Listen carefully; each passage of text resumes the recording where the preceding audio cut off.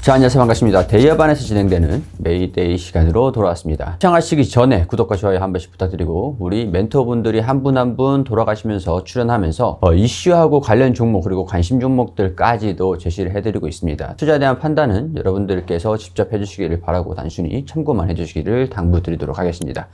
자, 바로 시작하겠습니다. 오늘 황대근 멘토님 오셨습니다. 반갑습니다. 네, 안녕하세요. 네, 오늘은 구독자분들을 위해서 어떤 이슈들을 준비해 주셨습니까? 네, 금일 같은 경우에는 원전에 대한 이슈 하나, 그리고 방산 이슈 하나, 이렇게 해서 총 2가지 이슈를 가져왔습니다. 우리 지난 시간에도 원전 했었잖아요. 전기료 관련돼가지고. 네, 맞습니다. 네, 그때 좀 아쉽게 놓친 기업이 있죠, 관심 종목. 네, 맞습니다. 한국전력인데 그날 이후로 20% 이상 오른 모습을 보여줘가지고 탑픽을 한전을 했었어야 또 별을 하나 더 받는 건데. 네, 그래도 별 하나 달고 계시잖아요. 네, 네, 안 뺏긴 게 어딥니까? 네. 그죠? 그래요. 그러면은 우리 지난 시간에 네. 두 종목, 관심 종목으로 안내를 해주셨는데 좀 움직임 좀 어떻게 되고 있습니까? 일단은 그 하방으로의 이탈은 전혀 없는 상태고 조금씩 야금야금 상승하는 추세입니다. 우리 기술하고 또 뭐였었죠? 우리 기술하고 하나 시스템 두 하나 개였습니다. 시스템. 네네. 원전하고 방산이었네요. 네네. 네, 오늘도 원전이고 방산이고. 네, 요즘에 총선이 다가오니까 확실히 이 정책주로서 이슈가 많이 나오고 있습니다. 좋은 소식들이 있었어요. 네, 맞습니다. 네, 뭐 지난주부터 해서 슬금슬금 좋은 소식들이 계속 연이어서 나와주고 있더라고요. 네. 조금 중기적으로 재미없는 흐름들, 지지부진한 모습을 보여주는 것 같으면서도 잘 버텨주고 있는 네. 그런 모습이라서 조금 더 봐도 괜찮을 것 같다라는 뭐 전반적인 의견을 말씀을 해주고 싶으신 거죠? 네네네, 그쵸. 네. 그러면은 원전부터 한번 차근차근 풀어 가볼까요? 네. 네, 어떤 이슈들이 있었습니까? 우선은 국내에 대한 이슈 하나를 말씀을 드리고 싶은데 네. 결국에는 뭐 간단하게 설명을 드리면 이 정부의 이 정책 자금이, 이 지원 자금이 늘은 거죠. 사실 원전 같은 경우에는 지난 정부의 탈원전 이슈가 있었지 않습니까? 그때 당시에 네. 저는 물론 네. 원전주를 그때 당시 분석하지 않았지만 정률 멘토님께서 별로 기억하고 싶지 않은 기억인데요. 네, 맞죠. 네. 별로 기억하고 싶지 않은 과거라서. 네. 네. 네. 탈원전 그 전 정부의 사실 원전 기업들이 굉장히 힘든 점이 많았죠. 하지만 이번 정부에 들어서 이 정부의 수혜를 입고 슬금슬금 움직임을 보여주고 있는데, 이 지난 22일 원전 민생 토론회에서 이 내용을 주목해서 볼만합니다. 이제 핵심은 원전 제도 요약을 위한 이 전폭 지원을 하겠다라는 내용이 골자였고, 이 자세한 내용을 좀 설명을 드려보면 이 3조 3천억 규모에 대한 원전 일감, 그리고 1조 원 규모의 특별 금융지원을 통해서 이 대략적으로 원전에 4조 원가량을 추가적인 지원을 하려고 합니다. 그렇기 때문에 관련된 원전주들 역시 수혜를 입을 수 있다라는 입장을 갖고 있습니다. 특별금융지원이 한 1조 원 가량, 그리고 R&D 개발 비용이 한 5년간 4조 가량. 네. 네, R&D 쪽은 뭐 보나마나 한국형 원자로도 되겠지만 SMR, 그렇죠. 그쪽으로 보나마나 그쪽으로 전폭적으로 지원을 할 테니까 네. 적극적으로 개발을 해봐라. 뭐 약간 이런 의도인 것 같긴 합니다. 네. 근데 이 4조 원이라는 금액은 정책을 폐기를 하고, 그리고 좀 조기 수주를 주기도 했거든요. 국내 원전을 재가동시키기 위해서 뭐 조기 발주를 하는 걸 조기 수주를 좀 넣은 적이 있었어요. 네. 그때도 조금 뭐 비슷한 수준이긴 했는데, 그때 당시에 지원을 이렇게 해주면서 조기 수주를 해주면서 이 원전 기업들이 숨통을 탁 트인 네. 그런 일들이 있었습니다. 네. 근데 이번에 4조 가량이 투입된다라는 것만큼은 더 추가적인 모멘텀으로 적용을 할 수도 있을 것 같다. 네. 그리고 특히 SMR 쪽인 것 같기 때문에 SMR 쪽으로도 주의 깊게 좀 보시면 좋을 것 같다라는 말씀을 해주신 거죠. 국내 이슈는 이런 이슈들이 있었고, 해외 관련돼서도 이슈가 좀 있었던 걸로 알고 있습니다. 네, 최근에 또 국제에너지기구 회의가 있었잖아요. 네네. 거기서 중요한 부분이 이 원전에 대한 이 청정에너지원으로서의 잠재력을 인정을 했습니다. 자, 이 부분을 좀 생각을 해보면 사람마다 좀 원전을 인식하는 그 입장이 좀 다르다고 생각을 합니다. 그럴 수밖에 없죠. 어떤 부분은 원전은 청정에너지다, 아니다 라고 생각을 하시는 분들이 있는데, 일단 기준점은 탄소 배출을 하냐 안 하냐, 이 기준에 따라서 이 원전을 청정에너지로 잡았냐라고 생각을 하고 있습니다. 우선은 원전을 가동할 때는 탄소가 배출이 안 되잖아요. 그렇죠. 네, 대신에 또 이제 원전을 만들거나 해제할 때 탄소 배출이 되기 때문에 그 관점에 따라서 이 원전이 청정 에너지냐 아니냐 이 기준점이 두 가지로 나뉜다고 생각을 하고 있습니다. 결국에는 어쨌든 우리의 생각이 어찌 됐든 해외에서는 이제 원전을 청정 에너지원으로서 인정을 하고 있는 상황이기 때문에 이 관련된 모멘텀 역시 존재를 한다. 자, 이렇게 생각을 합니다. 좀 국제적으로 좀 에너지 안보가 좀 심각한 상황이다 보니까 네. 사실 이게 뉴스가 좀 잠잠한 상태라고 해도 전혀 풀린 건 없거든요. 그렇죠. 네, 지금 투자를 적극적으로 해서 아직 인프라를 구축하는 단계에 있기 때문에 원전 수주가 더 폭발적으로 들어와 줄 만한 시기인 것 같기는 해요. 네. 네, 아직 뭐 인프라가 유럽 같은 경우에도 지금 발등에 불이 떨어진 상태에서 지금 활활 타오르고 있고 그게 뭐 뉴스로 나오진 않고 있는 상태고 뭐 겨울이 생각보다 좀 따뜻했다.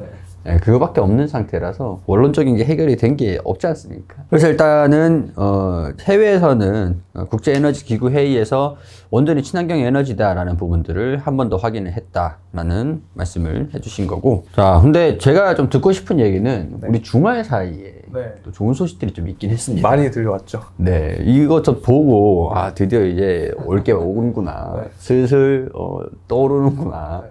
딱 그런 생각이 들었는데 제가 딱 봤을 때는 이거 좀 큰 소식이다라고 싶었는데 네. 뭐 주가는 오늘 뭐 큰 변화는 없더라고요. 그쵸. 뭐 어떤 소식들이 있었죠? 우선은 불가리아 원전 관련된 현대건설에 대한 이야기를 좀 해봐야 될 것 같습니다.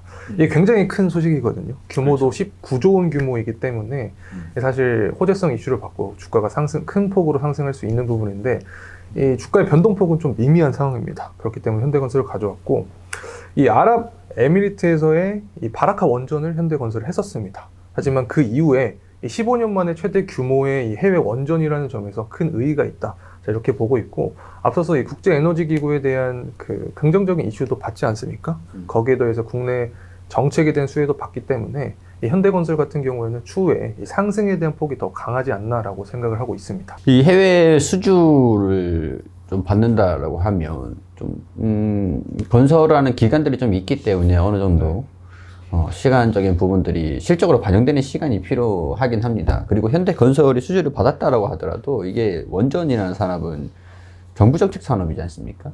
그렇죠. 네, 그렇기 때문에 뭐 팀 코리아 안에 있는 기업들의 수혜를 좀 받을 수 있을 것 같다라고 현대건설도 보시면서 이렇게 뭐 이해를 하시면 될 것 같습니다. 한전 KPS가 엄청 같더라고. 네, 맞습니다. 뭐 한전 KPS하고 그리고 뭐 한국전력하고도 한전기술까지. 네, 한전기술하고 네. 이 팀 코리아인데 현대건설이 의외로 주가 반영이 크진 않더라고요. 네, 그렇죠. 네, 우리 현대건설 기술적 분석을 보면서 현대 주가 움직임들이 좀 어떻게 움직이고 있는지 우리 황대근 멘토의 의견들 들어보도록 하겠습니다. 네, 현대건설입니다. 사실 실적부터 보게 되면은 매출부터 영업이익 모두 증가하는 최근 추세를 보여주고 있는데, 자, 그에 맞춰서 주가의 모멘텀은 그렇게 강하지 않다라고 먼저 시작을 하면 좋을 것 같습니다. 자, 그래서 이 BPS 같은 경우 최근 이 정부의 어떤 이 정책성 수혜주, 이 테마성으로도 수급이 몰리고 있는 상황인데, 현재 현대건설의 BPS를 보게 되면 77,000원, 이 83,000원, 대략적으로 8만원으로 얘기를 하겠습니다.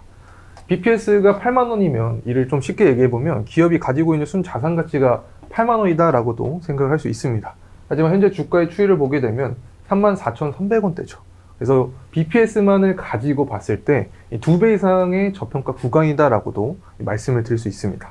자, 그리고 이제 차트적인 흐름 같이 살펴보도록 하겠습니다. 앞서서 설명을 드렸지만 21년 2월부터 계속되는 우하향 모습을 보여줬는데, 자, 그만큼 이 현대건설 같은 경우에는 건설업 안에도 속하고 있기 때문에 이 건설 경기가 악화되면서 이 건설업 섹터와 같이 주가가 하방 모멘텀으로 작용을 했다. 자, 이렇게 설명을 드릴 수 있습니다. 하지만 앞서 설명드렸듯이 이 상방에 대한 이 모멘텀이 더 강할 것이다 라고 말씀을 드렸는데, 이 건설 경기 역시 이 부분에 일조를 한다라고 설명을 드릴 수 있습니다. 특히 건설 경기는 중국 경기에 영향을 많이 받습니다. 현재 중국 경기를 보게 되면 이 금리 인하를 계속해서 하는 모습을 보여주고 있습니다. 자, 그에 따라서 이 시장에 유동성이 들어오면서 건설 경기가 살아나면 그에 맞게 현대건설 역시 주가가 상승할 수 있다. 자, 그리고 앞서서 설명드렸던 이 원전에 대한 모멘텀 역시 존재를 하고, 여기에 대해서 이 BPS 역시 이 저평가인 상태이기 때문에 상방에 대한 모멘텀은 더 강할 것이다라고 생각을 하고 있습니다. 그래서 현재 구간은 매물대가 굉장히 많은 구간이죠. 근데 이 35,000원 구간에 투자 심리가 굉장히 많이 붙어 있는 상황인데, 결국에 1차 포인트는 이 구간을 뚫고 나갈 것이냐. 자, 이 부분이 중요하게 작용할 것 같고, 그리고 이 주봉 상태에서 제가 강조드렸던 부분이 있는데, 바로 11선입니다. 이 11선을 인간의 심장이라고도 표현하는데, 이 사람이 심장을 통해서 에너지를 받듯이 이 주가 역시 11선 위에서 계속해서 올라가줘야 이 상승 추세에 대한 흐름을 이어갈 것이라고 생각을 합니다. 자, 그래서 정리를 하자면 1차적인 목표, 이 구간은 이 35,000원 구간을 뚫어주는지 살펴보도록 하고, 자, 그 뒤로는 이 4만원 구간, 이 두 번째로 매물대가 많은 이 4만원 구간까지 뚫어주는지, 자, 그리고 35,000원과 4만원 구간을 뚫어준다고 하면 결국에 상방에 대한 모멘텀은 더 열려있다. 자, 여기까지 정리를 하면 좋을 것 같습니다. 일단 전체적인 의견은 현재 35,000원 부근들을 뚫고 올라가는 거, 그러니까 약간 기대를 하고 계시는 거는 거래량을 동반된 돌파 흐름들을 보여주는지를 살짝 염두를 해두시고 계시는 것 같습니다. 네. 거래량 동반되면서 35,000원 부근들을 뚫고 올라가주면은 4만원대, 그리고 재무적으로 BPS가 굉장히 저평가되어 있는, 저평가 관련된 상태이기 때문에 이런 부분에서 4만원도 돌파 흐름들을 염두에 두시고 계시는 거라고 말씀을 좀 드릴 수 있을 것 같습니다. 우리가 최근에 원전 수주를 받았다는 소식들은 아직까지 컨센서스에 반영된 상태는 아니지 않습니까?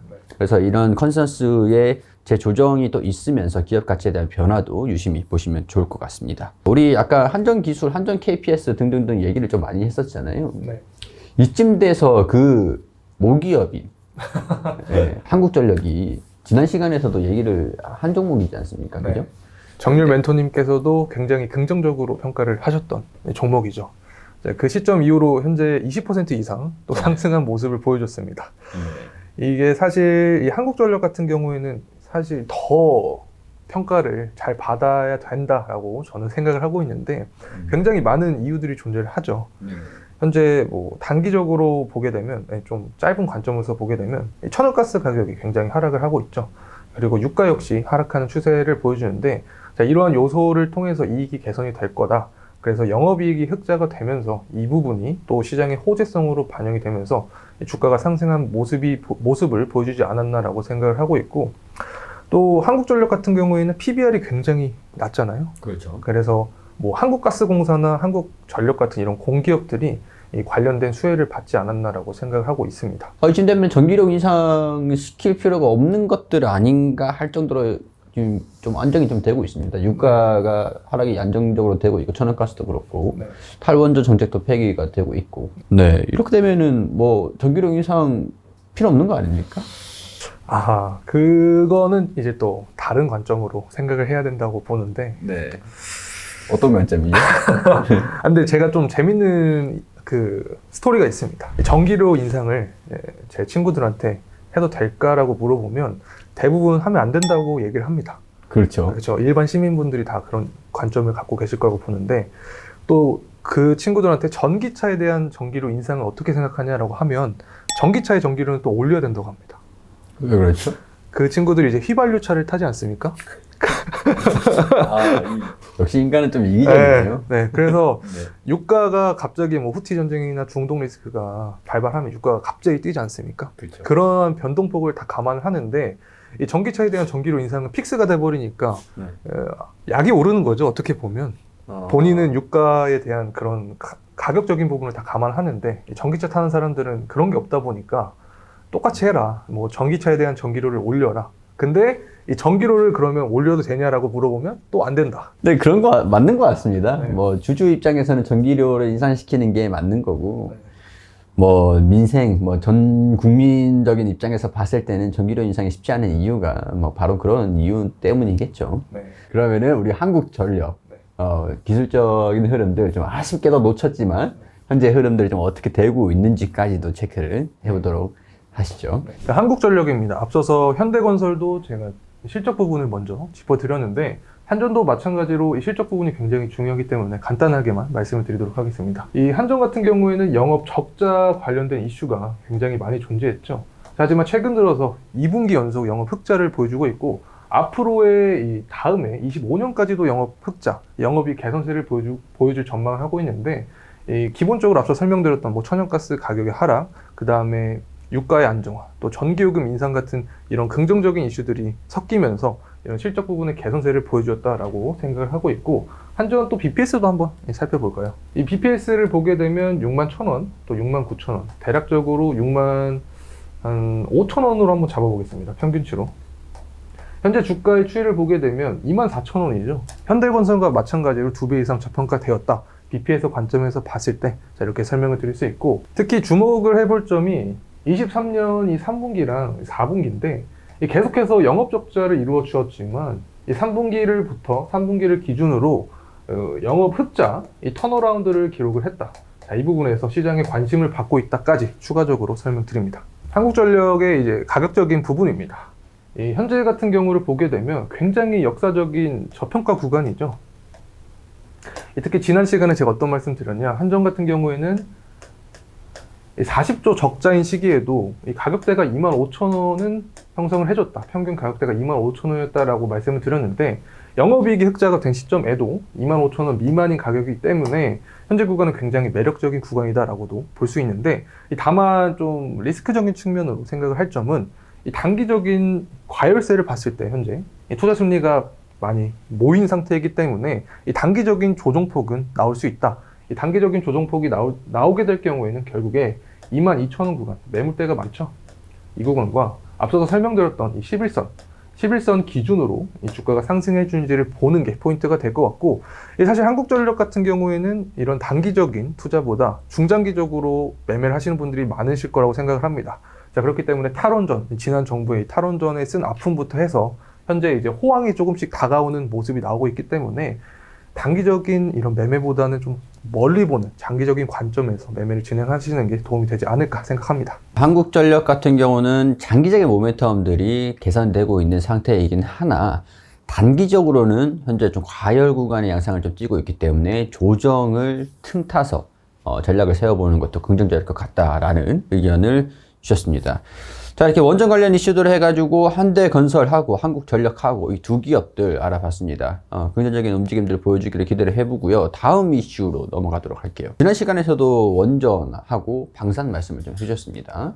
네, 이번 시간에서도 원전하고 방산이랑 그대로 이어가고 있는 상태인데, 방산 같은 경우에서는 지금 전기료가 인상이 되고 있는 원천적인 근본적인 원인이기도 하지 않습니까? 전쟁을 막 할 때는, 한창 할 때는 별 움직임도 없더니 갑자기 급상승하는 움직임들을 보여주고 있었는데 뭐 때문일까요? 이 총선이 다가오다 보니까 이 정부마다 주력 사업으로 밀고 있는 부분이 존재를 할 텐데, 이 원전뿐만 아니라 방산도 그 중에 속하기 때문에 이 정부의 수혜를 등에 잇고 상승하는 모습을 보여주지 않나라고 생각을 하고 있습니다. 네, 지금 맡은 업종이 원전하고 방산 쪽하고 에너지 쪽이잖아요. 네. 조선도 그렇고. 네. 참, 이번 정부의 수혜를 받는 장본인이지 않으실까. 네, 그래요. 그래서 뭐, 어떤 주력, 정부 정책 사업이 있습니까? 네, 여러 가지 있지만 금일 들고 온 것은 이제 수은법 관련된 이야기를 좀 해보려고 합니다. 그래, 뭐, 수은법 얘기들이 좀 있던데, 네.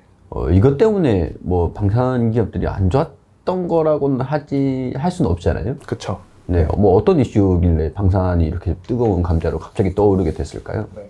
사실 뭐 앞서서 정일 멘토님께서 말씀을 해주셨지만, 이 수은법 때문에 방산주들이 뭐 안 좋아졌다라고 하기에는 좀 힘든 부분이 존재합니다. 하지만 더 강하게 상승의 모멘텀을 받을 수 있는 부분들이 이 수은법 관련된 통과가 되지 않았기 때문에 하방 압력을 작용을 했다라고 말씀을 드릴 수 있을 것 같은데, 이 문제가 되었던 부분이 바로 이 수은 자본금이죠. 네네. 이 부분이 10년 동안 묶여있는 이 법정 자본금 때문에 이 한국 수출 이 은행에서 이 금융지원 한도가 다 차버렸습니다. 그래가지고 이 폴란드 2차 계약에 대한 이 물량을 다 소화하지 못하는 시기였기 때문에 관련된 하방 모멘텀이 작용을 했다. 자, 이렇게 설명을 드릴 수 있는데, 최근 들어서 이제 기재위를 통과를 하면서 이 숨통이 좀 트이는 듯한 모습을 보여주고 있습니다. 그래서 전반적으로 핵심한 말씀을 좀 드려보면, 이 법정 자본금 한도가 15조 원이었는데 이번 기재위를 통과하면서 25조 원까지 증가를 했습니다.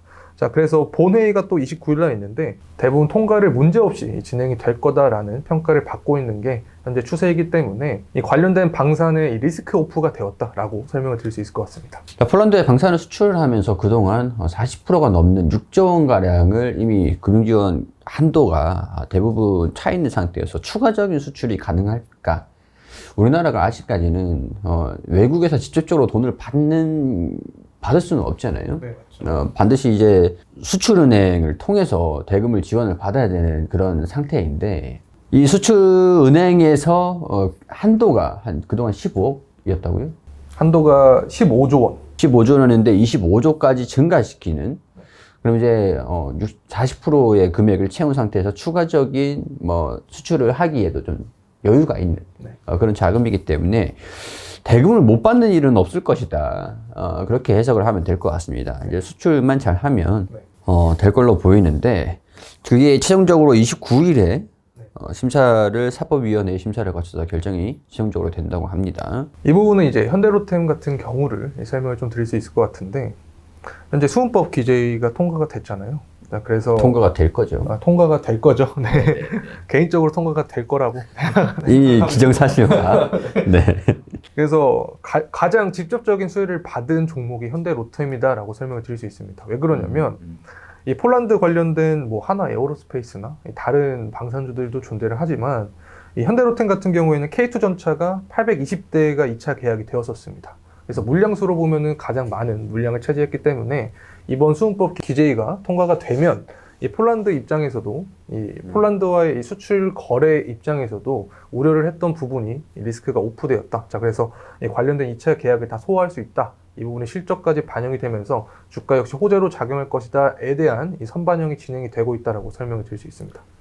좀 일치적이네요. 왜냐면은 그동안 이제 이 금융 한도 자금을 폴란드 쪽에서 다 채웠기 때문에 네. 추가적으로도 폴란드로 채울 수 있는 현대로템이 가장 영향을 크게 받았다. 네. 뭐 단순하게 보면은 뭐 그렇게 볼 수도 있겠네요. 네, 그렇죠. 네, 그러면 현대로템이 앞으로 좀 어떻게 될 것 같습니까?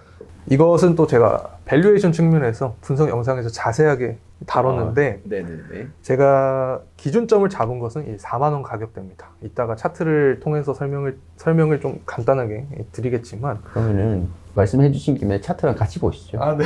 네. 네. 현대로템의 실적 부분입니다. 자, 이 부분도 가져온 이유가 앞서서 밸류에이션 측면에서 설명을 드린다고 했기 때문에 실적 부분 먼저 짚고 넘어가도록 하겠습니다.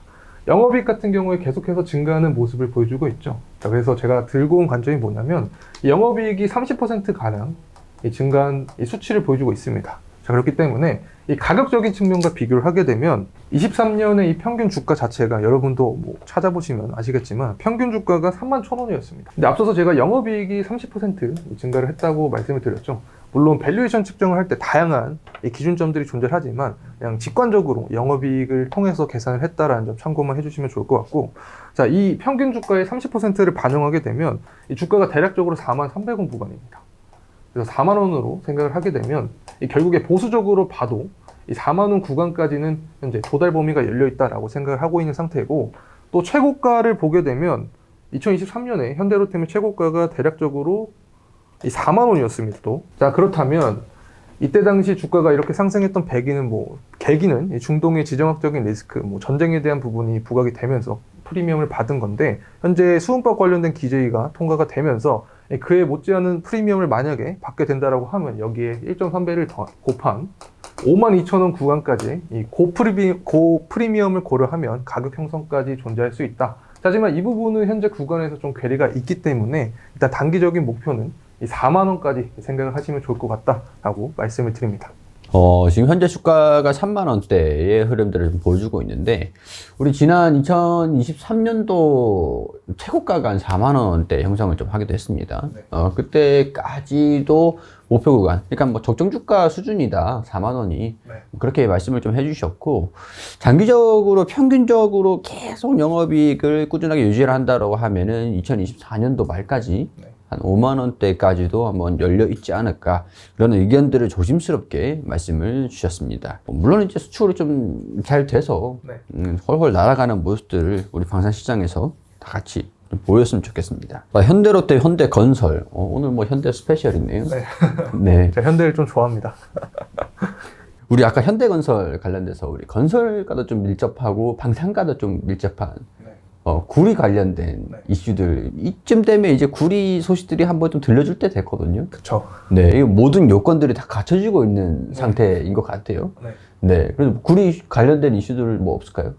이거는 사실은 중국을 봐야 되죠. 네. 결국에 구리를 가장 많이 사용하는 국가가 중국이다 보니까 이 중국 경기가 살아나야 이 구리 가격도 증가한다. 자, 이렇게 간단하게 말씀드릴 수 있는데 앞서서 현대건설 설명을 드렸을 때 말씀드린 부분이 있는데 이 중국 경기가 굉장히 좋지 않잖아요. 이 부동산 사태부터 시작을 해서 도미노 효과로 좋지 않은데 그래서 이제 기준금리를 인하를 하고 있습니다. 유동성을 통해서 이 시장을 좀 긍정적으로 돌리려고 하는 그런 전환점이다라고 볼 수 있는데 이 부분이 반영이 되면 결국에 중국 경기가 살아나게 되고 중국 경기가 살아나면 이 글로벌 경기도 당연히 좋아질 수밖에 없기 때문에 이 구리 가격 역시 증가할 것이다라는 긍정적인 부분을 생각을 할 수 있습니다. 이 구리 가격이 좋아지면 결국에 이 풍산 역시 이 주가 역시 좋은 방향으로 흘러가겠죠. 구리 관련 대표적인 수혜주가 또 이제 풍산이기도 한데, 또 구리 가격이 사실 뭐 중국의 소비가 전 세계 글로벌적으로 한 30% 정도 수준이기 때문에 뭐 이 부분은 절대 무시를 할 수는 없고, 뭐 방산 쪽에서 소비가 꾸준하게 이어지고 있다라고 해도 중국 경기가 지금 발목을 잡고 있는 상태이기 때문에 구리 가격이 큰 변화가 없는 상태이긴 하지만 중국만 좋아지면 가격이 구리 가격, 그러니까 세계 경제가 살아나면서 구리 가격도 반등할 여지들이 존재하기 때문에 풍산을 제시를 해주신 겁니다. 그죠? 네. 그렇습니다. 그럼 풍산이 지금 어떤 형태로 진행이 좀 되고 있을까요? 풍산 같은 경우에는 이 방산 관련된 이 산업 부분도 빼놓을 수 없을 텐데 이 대표적인 게 155mm 이 탄약 관련된 부분이 굉장히 대표적으로 작용을 하고 있죠. 이 국제 시세 가격이 현재 5배 이상 폭등을 하고 있습니다. 자, 그렇기 때문에 이 풍산 같은 경우에는 앞서 설명드렸던 이 구리 가격의 증가, 이 5배 이상 폭등을 하고 있기 때문에 이 방산 관련된 수혜를 뒤집어서 이 구리 가격이 상승하게 된다라고 하면 전반적으로 실적의 강화 부분이 예상이 되고 있다. PBR 같은 경우도 풍산이 0.5에서 또 0.6 사이를 보여주고 있습니다. 자, 그래서 이 저 PBR 관련된 수혜 역시 존재를 하기 때문에 관련된 수급이 돌아오게 되면 주가 상승폭이 강하게 나올 수 있다라고 생각을 합니다. 그래요. 풍산 같은 경우에는 에스컬레이션 조항이 있습니다. 에스컬레이션 조항이 어떤 건지 설명 좀 부탁드릴게요. 네, 에스컬레이션 조항 같은 경우에는 이제 변동성을 좀 준다라고 설명을 드릴 수 있는데 이 구리 가격이 증가를 하게 되면 그에 맞게 이 시세 가격도 조정을 하면서 유동적으로 흐름을 가격적인 측면으로 조정한다라고 설명을 드릴 수 있습니다. 사실 실상 풍산이 구리 관련 수혜주로 이제 엮이는 이유가 이 에스컬레이션 조항 때문이거든요. 네. 구리 가격이 조금 빨리 국제 경기와 함께 상승하는 모습을 좀 보였으면 좋겠네요. 네. 한국전력, 현대건설, 그리고 풍산, 현대로템 이런 식으로 4기업을 체크를 해봤고요. 자, 그럼 우리 관심 종목을 이 중에서 제시를 해주실 겁니까? 네. 이 중에서 또 2개를 가져왔습니다. 이렇게 관심 종목으로 제시를 해드린 기업의 20%가 상승을 하면은 별 배지를 하나, 20%가 하락하면은 지금 바닥에 계신 이 별 배지도 회수를 합니다. 네. 신중하게 뽑아주셔야 되는 거예요. 관심 종목 어떤 기업으로 제시를 해주실 겁니까? 원전과 방산에서 각각 하나씩 이 현대건설과 풍산 이렇게 제시를 좀 해드리려고 합니다. 이 2기업의 공통점이라고 볼 수 있는 부분은 바로 BPS 대비해서 이 주가가 굉장히 저평가인 상태다. 자, 이렇게 설명을 드릴 수 있는데 또 다른 공통점이 아까 중국 경기 부분이 있었죠. 이 중국 경기 이 기준금리를 인하를 하면서 중국 경기 회복세를 보여준다고 하면 뭐 방산이나 원전 관련된 모멘텀 외에도 이 글로벌 정세로서의 이 호재 이슈가 존재를 한다. 자, 이렇게 설명을 드릴 수 있습니다.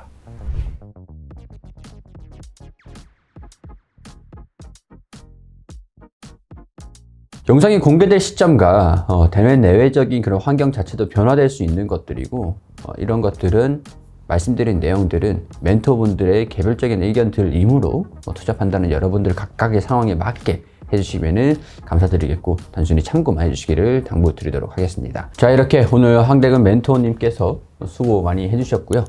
네, 저희 준비된 내용들은 여기서 마무리하면서 인사드리도록 하겠습니다. 시청해주셔서 감사드립니다.